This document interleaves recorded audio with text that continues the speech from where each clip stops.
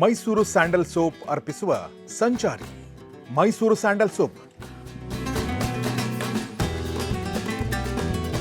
ಭಾರತದ ಹೆಮ್ಮೆ, ವಿಶ್ವದ ಆಯ್ಕೆ.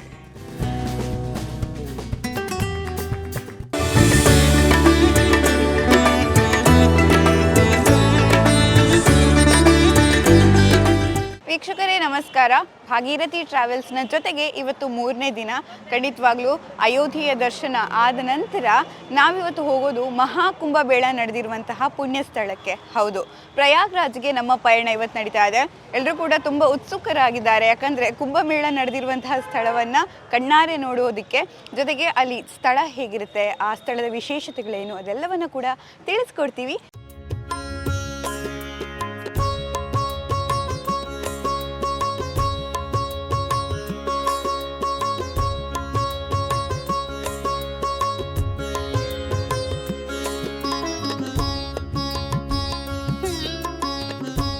ಓಂ ಗಂಗಣಪತಯೇ ನಮೋ ನಮಃ. ಸಿದ್ಧಿವಿನಾಯಕ ನಮೋ ನಮಃ. ಅಷ್ಟವಿನಾಯಕ ನಮೋ ನಮಃ. ಗಣಪತಿ ಬಪ್ಪ ಮೋರೆಯ. ರಾಮಾಯ ರಾಮಭದ್ರಾಯ ರಾಮಚಂದ್ರಾಯ ವೇದಸೇ. ರಘುನಾಥಾಯ ನಾಥಾಯ ಸೀತಾಯಾಪತಯೇ ನಮಃ. बोलो अयोध्या प्रभु श्री रामचंद्र की, सीता मैया की, राम भक्त हनुमान की. ಪ್ರಯಾಗ್ರಾಜ್ ಯಾಕೆ ಹೆಸರು ಬಂತಂದ್ರೆ ಅಂದ್ರೆ ಒಂದು, ಯಾಗ ಅಂದರೆ ಯಜ್ಞ. ಸೊ ನಿಮ್ಗೆ ನಾನು ನಿನ್ನೆ ಹೇಳಿದ್ದೆ, ಸಪ್ತ ಋಷಿಗಳು ಏನು ಭರತ್ ಖಂಡದಲ್ಲಿ ಏನಿದೆ ಅದು ಯಾಗಕ್ಕೆ. ಸೊ ಅದಕ್ಕೆ ನಮ್ಮ ಟೈಮ್ ಟು ಟೈಮ್ ಎಲ್ಲ ಸಿಗ್ತಾ ಇದೆ. ಯಾಕಂದ್ರೆ ಫಸ್ಟ್ ಯಾವಾಗ ಬ್ರಹ್ಮ ಸೃಷ್ಟಿ ಮಾಡಿದಾಗ ಅವರು ಇಲ್ಲಿ ಬಂದಾಗ ಅವರಿಗೊಂದು ಯಾಗ ಮಾಡೋದಿತ್ತು. ಸೊ ಯಾಗ ಮಾಡಬೇಕಂದ್ರೆ ಜಾಗ ಬೇಕು.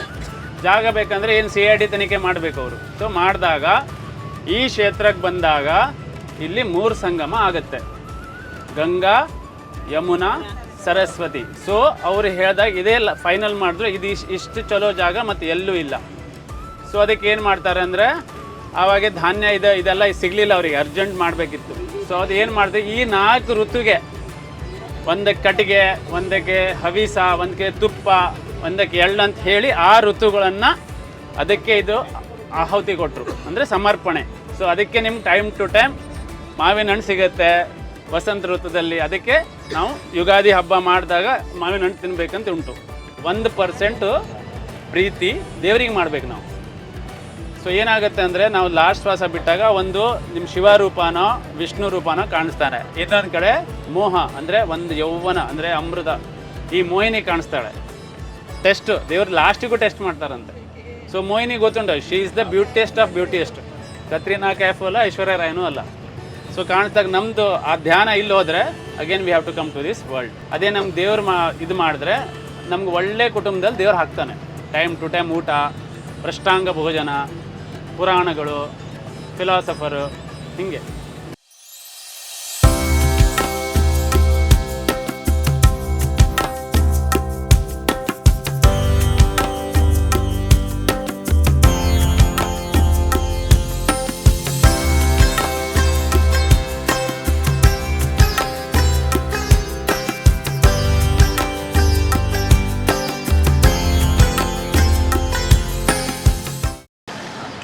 ಇವತ್ತು ಮಧ್ಯಾಹ್ನ ಪ್ರಯಾಗ್ರಾಜ್ಗೆ ಬಂದು ಊಟ ಮಾಡಿಕೊಂಡು ವಿಶ್ರಾಂತಿ ತೊಗೊಂಡು ಈಗ ವೇಣು ಮಾಧವನ್ ಟೆಂಪಲ್ಗೆ ಹೋಗ್ತಾ ಇದ್ದೀವಿ. ಇದು ಪ್ರಯಾಗ್ರಾಜ್ ಭಾಳ ಚೆನ್ನಾಗಿದೆ ಸಿಟಿ. ದೋ it's old city, well planned ಅಂತ ಕಾಣುತ್ತೆ. ರೋಡ್ಸ್ ಎಲ್ಲ ಭಾಳ ಬ್ರಾಡಾಗಿದೆ, ಚೆನ್ನಾಗಿದೆ. ವೆರಿ ಟ್ರಾಫಿಕ್, ತುಂಬ ಟ್ರಾಫಿಕ್ ಜಾಮ್ ಸಿಟಿ. ನಾವೆಲ್ಲ ಈಗ ಒಂಥರ ಮಿನಿ ಆಟೋದಲ್ಲಿ ಟೆಂಪಲ್ಗೆ ಹೋಗ್ತಾ ಇದ್ದೀವಿ ಆ್ಯಂಡ್ ವಿ ಆರ್ ಎಂಜಾಯಿಂಗ್.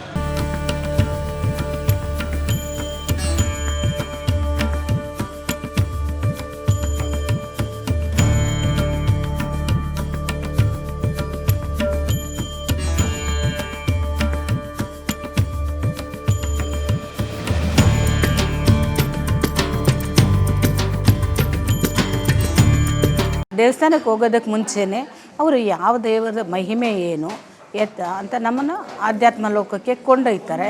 ನಮ್ಮನ್ನು ಒಂದು ಹೆಜ್ಜೆ ಮುಂದುವರಿಯೋಂಗೆ ಆ ಕಡೆ ಚಿಂತನೆ ಮಾಡೋಂಗೆ ಮಾಡಿ ದೇವರುಗಳ ಪರಿಚಯ ಮೊದಲೇ ಅದರ ಸ್ಥಳ ಪುರಾಣ ಹೇಳಿ ಮಾಡೋದ್ರಿಂದ ನಮಗೆ ನಿಜಕ್ಕೂ ಧನ್ಯತೆ ಅನಿಸುತ್ತೆ.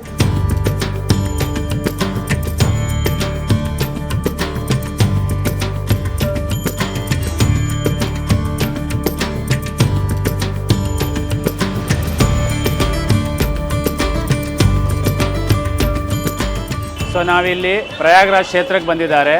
ಇಲ್ಲಿ ಶಕ್ತಿಪೀಠ ಅಂತಿದೆ ನೋಡಿ, ಮಾ ಅಲೋಪಿದಿ ಮಂದಿರ ಅಂತ. ಸೊ ನಿಮ್ಗೆ ಗೊತ್ತಿರ್ಬೋದು, ದಕ್ಷ ಪ್ರಜಾಪತಿಗೆ ಹೋದಾಗ ಸತಿಗೆ ಅಪ್ಪ ಇನ್ಸಲ್ಟ್ ಮಾಡ್ತಾನೆ ಈಶ್ವರನ ಬಗ್ಗೆ, ಗಂಡನ ಬಗ್ಗೆ. ಅವನು ಬೂದಿ ಹಚ್ಕೊಳ್ತಾನೆ ಇದೆ ಅಂತ. ಸೊ ಸಹನೆ ತಡ್ಕೊಳ್ಳಿಕ್ಕಾಗದೆ ಅವರು ಯಜ್ಞಕುಂಡದಲ್ಲಿ ಅವ್ರು ಹಾರ್ತಾಳೆ. ಸೊ ಹಾರಿದಾಗ ಅವಳು ಗತ ಆಗ್ತಾಳೆ. ಗತ ಆದಾಗ ಶಿವನಿಗೆ ಗೊತ್ತಾಗುತ್ತೆ ನನ್ನ ಹೆಂಡತಿ ಹೋಗಿದ್ದಾಳೆ ಅಂತ, ಶಿವನ ಪಾದ ಸೇರಿದ್ದಾರೆ. ಸೊ ಅದಕ್ಕೆ ಅವನು ಸಿಟ್ಟು ಬಂದು ದಶರಥ ಮಹಾರಾಜ ಹತ್ರ ಬಂದು ಶಾಪ ಕೊಡ್ತಾನೆ, ನೀನು ಕುರಿ ಆಗು ಅಂತ. ಸೊ ಅವನ ಮುಖ ಕುರಿಯಾಗಿದೆ ಇನ್ನೂ ತನಕ. ಸೊ ಅವನೇನು ಮಾಡ್ತಾನೆ ಅಂದರೆ ಯಜ್ಞಕುಂಡಲದಲ್ಲಿ ಬಿದ್ದಾಗ ಸತಿಯನ್ನು ಎತ್ಕೊಂಡು ತಾಂಡವ ಮಾಡ್ತಾನೆ. ತಾಂಡವ ಅಂದರೆ ನಿಮ್ಗೆ ಗೊತ್ತು, ಆವಾಗ ಇಡೀ ಬ್ರಹ್ಮಾಂಡ ಅಲ್ಲೋಲ ಕಲ್ಲೋಲ ಆಗುತ್ತೆ. ಸೊ ಅದಕ್ಕೆ ಏನು ಮಾಡಬೇಕಾಯಿತು, ಈ ಭೂಮಿಗೆ ಶಾಂತ ಮಾಡಬೇಕು. ಸೊ ಅವಾಗ ಏನು ಮಾಡ್ತಾರೆ ಅಂದರೆ ವಿಷ್ಣು, ಸತಿ ಯಾರೂ ಅಲ್ಲ, ವಿಷ್ಣುದು ತಂಗಿ. ಸೊ ಏನು ಮಾಡ್ತಾರೆ ಅಂದರೆ ತಾಂಡವ ಮಾಡಬೇಕಾದ್ರೆ ಸ್ವಲ್ಪ ಕಣ್ಣು ಮುಚ್ಚಿಬಿಡ್ತಾರೆ ರುದ್ರದೇವರು. ಸೊ ರುದ್ರದೇವರು ಕಣ್ಣು ಮುಚ್ಚಾದಾಗ ಅಷ್ಟೊತ್ತಿಗೆ ಅಷ್ಟು ಫ್ರ್ಯಾಕ್ಷನ್ ಆಫ್ ಸೆಕೆಂಡ್ ಒಳಗೆ ವಿಷ್ಣುದೇವರು ಶಂಖಚಕ್ರವನ್ನು ಮಾಡಿದಾಗ ಸತಿದು 51 ತುಂಡಾಗುತ್ತೆ. ಸೊ 51 ತುಂಡದಲ್ಲಿ ಇಲ್ಲಿ ಮಾತಾದು ಕೈ ಬಿದ್ದಿದೆ. ಸೊ ಯಾರ್ಯಾರು ಈ ಕ್ಷೇತ್ರಕ್ಕೆ ಬರ್ತಾರೆ ಅವರೆಲ್ಲರೂ ಅವ್ರ ಶ್ರೇಯಸ್ಸು ಎಲ್ಲ ಒಳ್ಳೆಯದಾಗಲಿ ಅಂತ ಭಕ್ತಾದಿಗಳು ಇಲ್ಲಿ ಬರ್ತಾರೆ.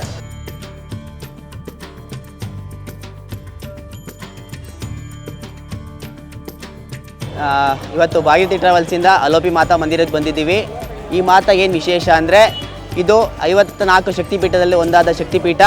ಇದರಲ್ಲಿ ಸತೀದೇವಿ ಬಲ ಹಸ್ತ ಬಿದ್ದಂಥ ಜಾಗ ನೀವು ಚಿತ್ರದಲ್ಲಿ ನೋಡ್ಬೋದು. ಬಲ ಹಸ್ತ ಬಿದ್ದಂಥ ಜಾಗ ಮತ್ತು ಬಿದ್ದಂಥ ಜಾಗ ಬಿದ್ದು ಮಾಯ ಆಗಿದೆ, ಅದು ಅದೃಷ್ಟ ಆಗಿದೆ. ಅದಕ್ಕೆ ಅಲೋಪಿ ಮಾತಾ ಅಂತಾರೆ. ಇಲ್ಲಿ ದೇವಸ್ಥಾನ ಆಗಲಿ ವಿಗ್ರಹ ಯಾವುದೂ ಇಲ್ಲ. ಅಲ್ಲಿ ಒಂದು ಕುಂಡ ಇದೆ, ಅಲ್ಲೊಂದು ತೊಟ್ಲು ಕಟ್ಟಿರ್ತಾರೆ, ಅಲ್ಲಿ ನೀರಿದೆ, ಆ ನೀರು ನಮ್ಮ ಪ್ರೋಕ್ಷಣೆ ಮಾಡ್ತಾರೆ. ಅದೇ ಇದು ಪವಿತ್ರವಾದ ಸ್ಥಳ. ಇಲ್ಲಿ ಬಂದು ದರ್ಶನ ಮಾಡಿದ್ರೆ ನಮ್ಮ ಏನೇ ಪಾಪ ಇದ್ದರೂ ಪರಿಹಾರ ಆಗುತ್ತೆ ಒಂದು ಪ್ರತೀತಿ ಇದೆ. 54 ಶಕ್ತಿಪೀಠದಲ್ಲಿ ಇದು ಒಂದು ಶಕ್ತಿಪೀಠ ಆಗಿದೆ. ಅಲೋಪಿ ಅಂದರೆ ಮಾಯ ಆಗಿದೆ ಅಂತ, ಅದೃಶ್ಯವಾದಂಥ ಜಾಗ, ಅದೃಶ್ಯ.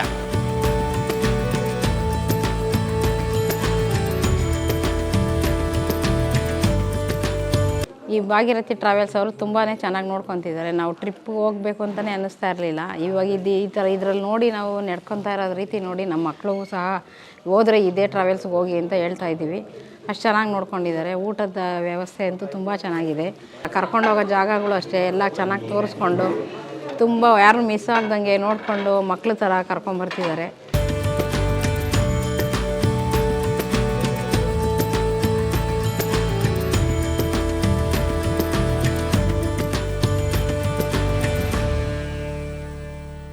ಆರ್ಗನೈಸ್ ಮಾಡಿದ್ದಾರೆ, ಒಳ್ಳೆ ಸ್ಟಾಫ್ ಇಟ್ಟಿದ್ದಾರೆ. ಮ್ಯಾನೇಜರ್ ಅಂತೂ ಸೂಪರು, ಭಾಳ ಜವಾಬ್ದಾರಿ ತೊಗೊಳ್ತಾರೆ. ಪ್ರತಿ ಸಾರಿ ಯಾರನ್ನೂ ಮಿಸ್ ಆಗ್ದಂಗೆ ನೋಡಿಕೊಂಡು ಚೆನ್ನಾಗಿ ಒಳ್ಳೆ ದೇವಸ್ಥಾನಗಳೆಲ್ಲ ದರ್ಶನ ಮಾಡಿಸಿದ್ರು, ಒಳ್ಳೆ ಪ್ಲೇಸಸ್ ತೋರಿಸಿದ್ರು. ನಾವು ಬೇರೆ ಟ್ರಾವೆಲ್ಸಲ್ಲೂ ಟ್ರಾವೆಲ್ ಮಾಡಿದ್ದೀವಿ, ಊಟಕ್ಕೆ ಎಲ್ಲಕ್ಕೂ ಸಮಸ್ಯೆ ಆಗ್ತಾಯಿತ್ತು. ಇಲ್ಲೆಲ್ಲ ಭಾಳ ಚೆನ್ನಾಗಿ ಮಾಡಿದ್ದಾರೆ. ನಾವೇನು ನಮ್ಮ ಮನೇಲಿ ತಿಂತೀವಿ ಅದೇ ಥರ ತಿಂಡಿ ಊಟ ಎಲ್ಲ ಕೊಟ್ಟಿದ್ದಾರೆ. ಪ್ರತಿ ಆ್ಯಂಗಲಲ್ಲೂ ನಮ್ಗೆ ಯಾವುದೇ ತೊಂದರೆ ಆಗದಂಗೆ ನೋಡ್ಕೊಂಡಿದ್ದಾರೆ.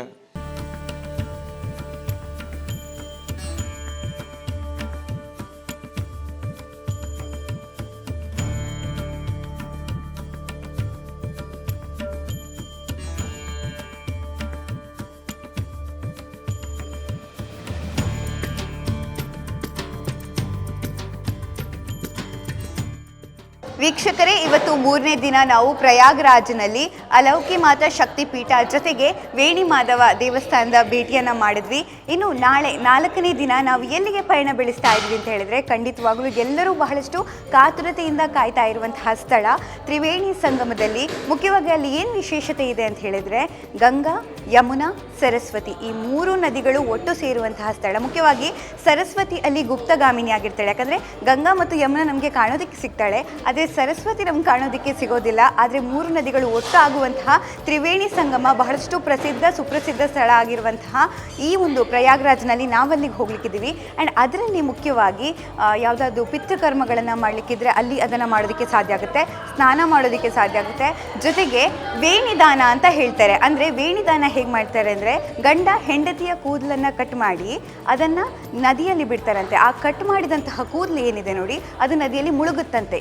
ಯಾವತ್ತಾದರೂ ಕೂದಲು ತೇಲುತ್ತೆ, ಆದರೆ ಇಲ್ಲಿ ಮುಳುಗುತ್ತೆ. ಅದೇ ಇಲ್ಲಿನ ವಿಶೇಷತೆ. ಹಾಗೂ ಮದುವೆ ಆದವರು ವಾಪಸ್ ಮತ್ತೆ ಮರುಮದುವೆ ಆಗುವಂತಹ ಒಂದು ವೇಣಿದಾನ ಕಾರ್ಯಕ್ರಮ ಬಹಳಷ್ಟು ವಿಶೇಷವಾಗಿರುತ್ತೆ. ಖಂಡಿತ ಇದೆಲ್ಲವೂ ಕೂಡ 4ನೇ ದಿನ ನಾಳೆ ನಡೆಯುತ್ತೆ. ಇಂತಹ ವಿಶೇಷ ಸ್ಥಳಗಳಿಗೆ ನೀವು ಕೂಡ ಭೇಟಿ ಕೊಡಬೇಕು ಅಂತ ನಿಮಗೂ ಕೂಡ ಆಸೆ ಇದ್ದರೆ ನೀವು ಭಾಗೀರಥಿ ಅನ್ನುವಂತಹ ಟ್ರಾವೆಲ್ಸನ್ನು ಕಾಂಟ್ಯಾಕ್ಟ್ ಮಾಡ್ಬೋದು. ಕೆಳಗಡೆ ನಂಬರ್ ಇದೆ, ನೀವು ಅದಕ್ಕೆ ಕಾಂಟ್ಯಾಕ್ಟ್ ಮಾಡಿ ನಿಮ್ಗೆ ಏನೇ ಡೌಟ್ಸ್ ಇದ್ದರೂ ಕೂಡ ಹೇಗಿರುತ್ತೆ ಟೂರು, ಆಮೇಲೆ ಹೇಗೆ ಹೋಗೋದು, ಫುಡ್ ಹೇಗಿರುತ್ತೆ, ಇಂಥದ್ದೆಲ್ಲ ಕನ್ಫ್ಯೂಷನ್ಸ್ ಇರುತ್ತಲ್ಲ, ಅದನ್ನು ನೀವು ಅಲ್ಲಿ ಕೇಳಿ ತಿಳ್ಕೊಬಹುದು. ಸೊ ನೀವೇನಾದರೂ ಬರಬೇಕಾ, ಈ ಟ್ರಾವೆಲ್ ಮಾಡಬೇಕಾ, ಖಂಡಿತವಾಗ್ಲೂ ಭಾಗೀರಥಿ ಟ್ರಾವೆಲ್ಸನ್ನು ಕಾಂಟ್ಯಾಕ್ಟ್ ಮಾಡಿ. ಇದು ಇವತ್ತಿನ ಸಂಚಾರ.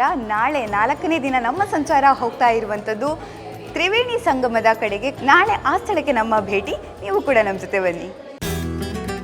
ಮೈಸೂರು ಸ್ಯಾಂಡಲ್ ಸೋಪ್ ಅರ್ಪಿಸುವ ಸಂಚಾರಿ. Mysuru sandal soap